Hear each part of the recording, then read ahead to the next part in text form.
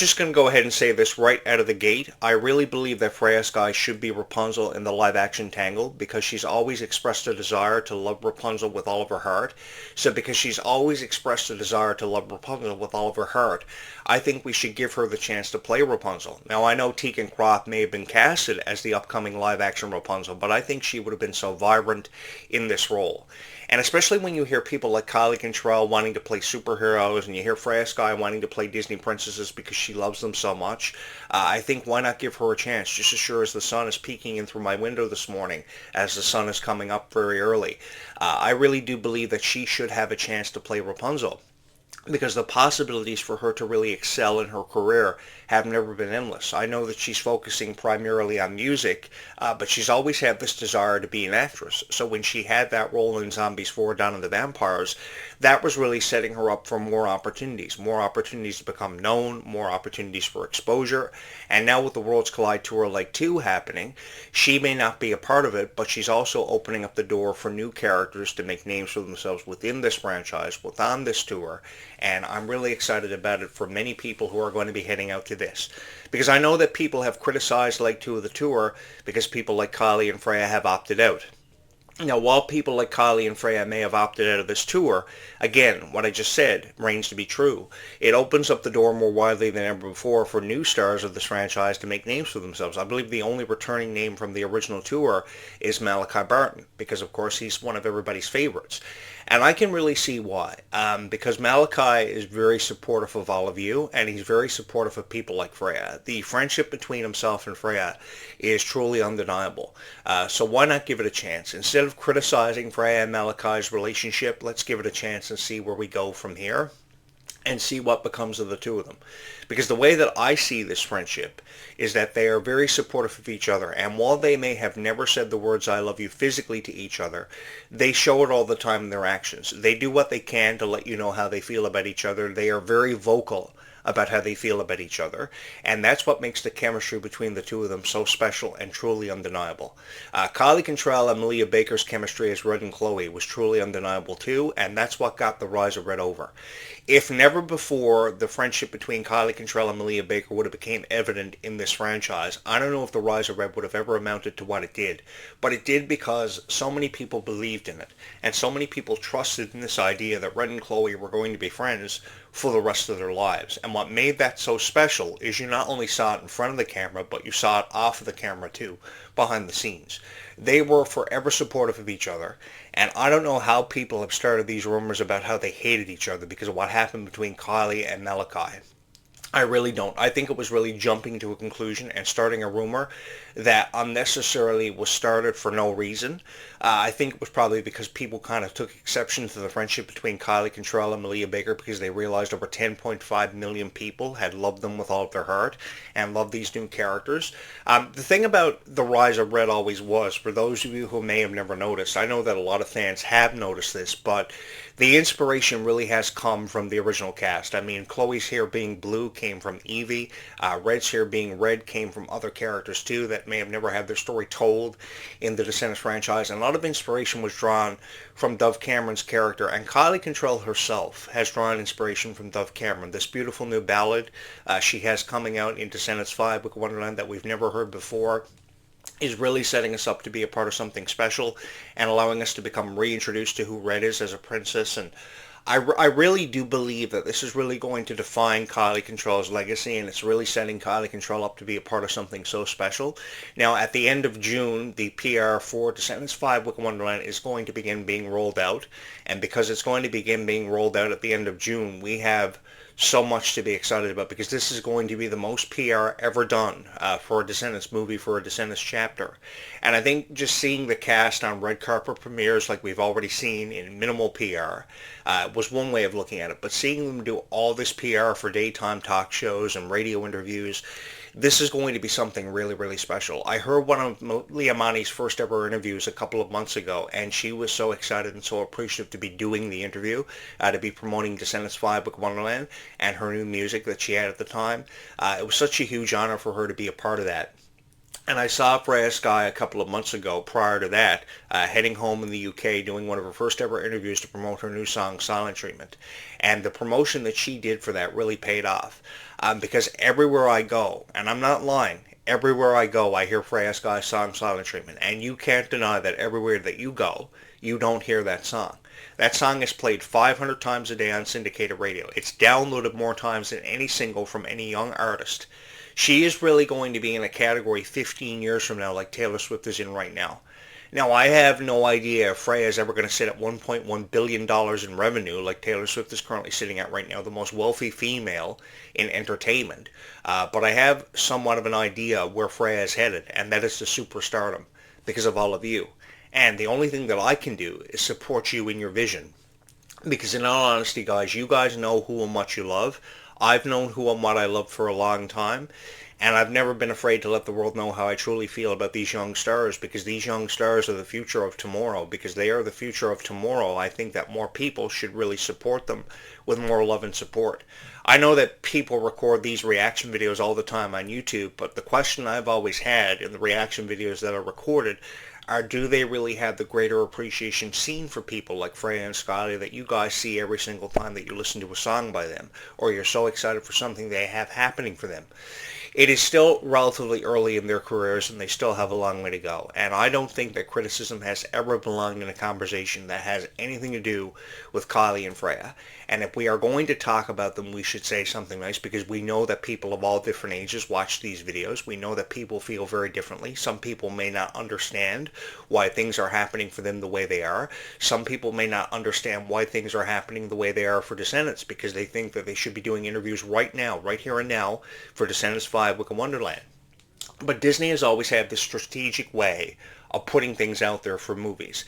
They want to kayfabe everything. And kayfabe is an old term that was used years ago in the wrestling industry, but I'll use that to compare what's happening here for Descendants and Zombies. Kayfabe was a term that we used to cover up something that was happening in the wrestling industry years ago as journalists.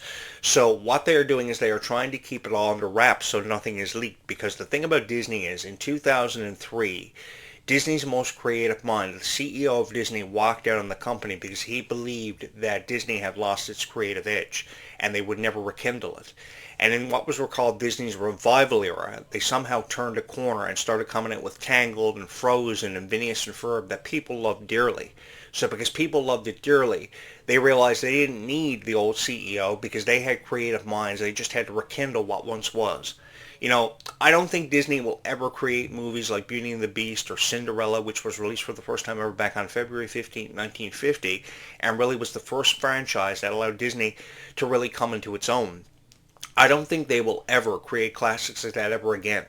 But I really believe that it's such a huge honor to be a part of this generation for how long I've been around. It's really a huge honor to be a part of this generation and to tell stories about how you were there and you witnessed the premiere of tales that were as old as time, such as Beauty and the Beast, and you were the guy who took away the greater appreciation for those movies every single time that you did. Because what more needs to be said about Beauty and the Beast other than the fact that it really was a tale as old as time? It really was a tale as old as time.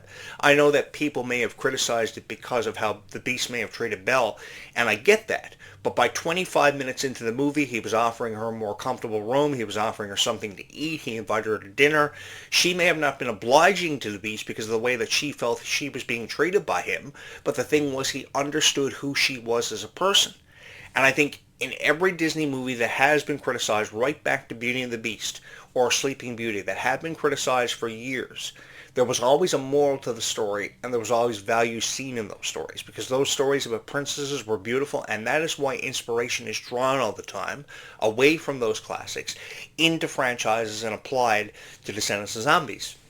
Now, I may be the only guy who feels that way, but maybe it has something to do with how passionate I felt about Descendants of Zombies for forever, and I know that there is somebody watching this video who is just as passionate about Descendants of Zombies and the direction of it as what I am. They're excited about mermaids. They're excited about Zed and Addison probably coming back.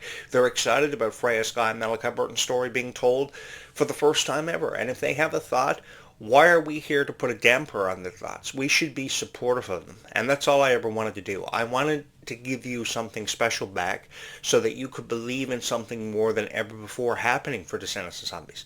Because I love the music. I love the story just as much as what you did. Because years ago, when High School Musical was at the top of its popularity, really in its prime, and these stars were making names for themselves, you never really had a powerful story to rely on. You never had a powerful story to love. All you had in High School Musical was music. And if you take the music out of the equation, if you remove the music completely, what do you really have? You just have a story that makes no sense. But in Descendants, you have a story that makes perfect sense with or without music. And when you don't have a story to rely on, you have music that is so eye-catching that makes people feel a part of a story. And that's what makes Descendants so special and these characters forever strong. This cast of the new generation is the strongest cast that I've ever seen in my life. You know, years ago I remember giving the cast of Victorious so much praise. And I gave the cast of Victorious so much praise because I really did believe that of that generation, they were the first cast to happen that had strength, that had empowerment, that represented everything that a cast years ago should represent. And now what happened for Nickelodeon, because Nickelodeon can't produce phenomenal casts like Victorious years later, is that Paramount took over the rights of Nickelodeon.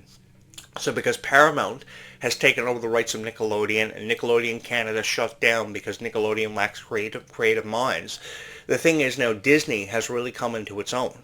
You know, years ago it was always about what was the more superior company. Was it either Disney or Nickelodeon? Who was putting up the best shows? And I really do believe that Nickelodeon, you know, provided competition for Disney, but Disney was light years ahead because Disney was putting out shows that inspired things many years later like Descendants of Zombies to happen for us. And then we hear people like Freya and Kylie talking about how their favorite Disney princesses were always Rapunzel and how Kylie Control wants to be in superhero movies. Well, if Kylie Control wants to be in superhero movies, let's let Kylie Control be in superhero movies and see what she can do. I, for one, would love to see Kylie Control be Captain Marvel, a female version of Captain Marvel, because she fits the criteria of Captain Marvel. She's in great shape, she looks beautiful, she looks like she wants to have incentive to bring that character to life and more characters besides that, a Thanos-like kind of character like we've heard her say, so let's let her do that. And you know, if I was an executive at Disney, I would go into these board meetings. I can see it happening now in my mind. I would go into those board meetings and I would fight endlessly for hours every day to give them the roles and the respect they deserve. Because I think that there are far too many critics out there who have never wanted to give Descendants of Zombies much of a chance. There are far too many people who have never wanted to cut them some slack when they're really just trying to figure out their place in the world. So because they are really just trying to figure out their place in the world, that doesn't give us the right to sit here and criticize what's happening to them. What we should be doing is offering more incentive and more of a creative thought. That, hey, mermaids are, what we should be doing is really coming on here and saying, hey, mermaids are going to happen for zombies. Zombies 5 is going to happen on July 15th, 2027, because I can guarantee you Zombies 5 is going to happen on July 15th, 2027. You guys remember how when you subscribed here to this YouTube channel over a year ago, I was telling you forever that Zombies was going to happen in 2027. Nobody knew at the time. But do you guys remember how I was always telling you and guaranteeing you that Zombies 5 was going to happen in 2027? Well, what happened? Zombies 5 is happening in 2027 because I obviously knew what I was talking about. I obviously knew the story between Victor and Nova was just getting started, and we had still so much farther to go with this story. Because maybe it had something to do with how much I was believing in this story as what you were. But I really did believe that something special was in store for all of us who believed in love, who believed in friendships. And there are far more people out there who watch zombies and love zombies with all their heart who believe in friendships. There are far more people who love Descendants and watch Descendants with all their heart and love it and believe in friendships and believe in true love and believe in fairy tales. And that's what I've loved so much about being a part of your story and your world, is being a part of these stories and really putting a greater appreciation out there for having loved these stories as much as what I have. You know, I for one am really excited about Red having a new sister whose name is Pink. We know that the Perfect Princess song is an introductory ballad into who Pink is going to be as a character. But can we really tell Pink's story in just one chapter? No, we can't. You just can't have Pink be a part of a story for over 45 minutes and then just have her just kind of go away and nothing ever be done with the sentence ever again. Because there's so much more of an appreciation to take away from who that character is. What I love about her story is how this is going to happen, and she's just going to kind of randomly be there. They're obviously going to kick off the movie, after the last dance number was done and the Rise of Red. They're going to have a party going on, and then from out of nowhere, all this stuff is going to be realized. Like, hey, this is not the same Wonderland that we were in before. This is a different Wonderland. And then there are going to be people like me there who are going to say, I don't know if I ever remembered this ever happening. And then Pink is just going to kind of show up, and then everything is just going to be so different. And everybody is going to be so excited about it. That's what's so exciting about the future, is that we don't know what the future has in store. And even so much that we do know is even going to be more exciting. So why people sit here and they say, oh, well, I'm not impressed by how Descendants Wicked Wonderland is laid out. The reason why you're not impressed by how Descendants 5 Wicked Wonderland is laid out is because you don't want to give it a chance. And if you actually did give it a chance, and you actually believed in these characters as much as what I do, and 10.5 million people did also, the thing is, you would forever take away passion from this. I feel, maybe it's just me because I feel so passionate about these characters and the direction of this story, but I really do believe that we are going to be in for something so special. We have Perfect Princess, we have Dancing with the Enemy, we have Red's debut ballad for the first time, which has been a long time coming, a greater emphasis placed upon the friendship of Red and Chloe, and even more challenges. And there's even a story with Alice in Wonderland where there's a focus on Jabberwockies, so I'm wondering if Jabberwockies will eventually have a greater appreciation for them also. Like how the Mandalorian and Groot yesterday had greater appreciation for Ewoks and things. There's a lot that can happen with this franchise. And if you've ever believed in this franchise, all I've ever wanted you to do is to take away something to believe in and hold on to that belief. Because I think that what it comes down to is how much that fan, that one girl who always hits your subscribe button, believes in this franchise with all of her heart, who loves the music, who loves the outfits, no matter how many times they update them. There is going to be somebody out there who loves the outfits because they love somebody like Freya with all of their heart. They see a heroine in Freya, and that's what I've loved so much about being a part of these franchises, is how you see heroines and heroes in your favorite characters. How some of you have the biggest crushes in the world on Malachi and Milo. It is really, really cool to be a part of it. I have no idea if I'll ever have the chance to be everybody's favorite action hero, but the thought of that is always so cool. How this idea of being everybody's favorite action hero could happen for you because you have 4,000 subscribers. That could be 5,000. The thing is, what makes this YouTube channel so special is there are so many people who believe in your thought, who believe in your creative energy. And that's what's given me so much incentive to be here and always have loved being here. I've loved every single moment that I've had the chance to sit behind this microphone and in this chair and talk with you about Descendants of Zombies. It's something that I've obviously looked forward to for many years. It's something I felt so honored to be a part of. And just to have the chance to be a part of your story and your world is what's always made this so special for me. And that's why I'll come back tonight, and I'll come back tomorrow, and I'll upload videos about Descendants of Zombies for the rest of my life. Because I want you to know that I believe in these franchises because of you. I am here for you, and you are seen and heard here on this YouTube channel because this YouTube channel is the first of its kind. It appreciates Descendants of Zombies for its value, for its stories, for the characters who bring these stories to life, and the people who bring these characters to life also, because I believe there is no room for any criticism and any conversations that we may or may not have about Kylie and Freya and Malia. I can go on forever about these characters because I believe in them with all of my heart, and 4,000 other people also believe in them with all of their heart, and that's why they're here, and you could be here too, a part of this conversation, which I would love for you to be a part of.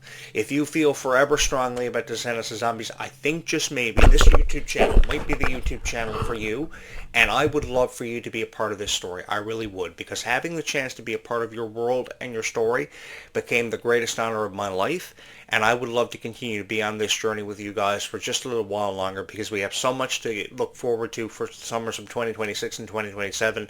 So much to be excited about. Descendants 5 and Camp Rock 3 in the summer of 2026, and looking ahead to 2027, we have Zombies 5. And I'm so excited and so honored to be a part of this story with all of you. So thank you so much for allowing me the honor to be a part of both your stories and your worlds. Don't forget to hit my like button, my subscribe button before you go, and of course share your story on how you became a fan of Descendants Descendants of Zombies, you are more than welcome to down in the comments. So thank you so much for believing in this YouTube channel with all of your heart and having made it your favorite Descendants of Zombies YouTube channel of all time. I, of course, am the legendary Jonathan Clarke, once again so honored and so humbled to be in your guys' presence to share my story with the world, and we will pick up this conversation just after sunset tonight, which is a conversation that I hope you will join me for. Thank you so much from my heart to yours for always and forever having watched these videos.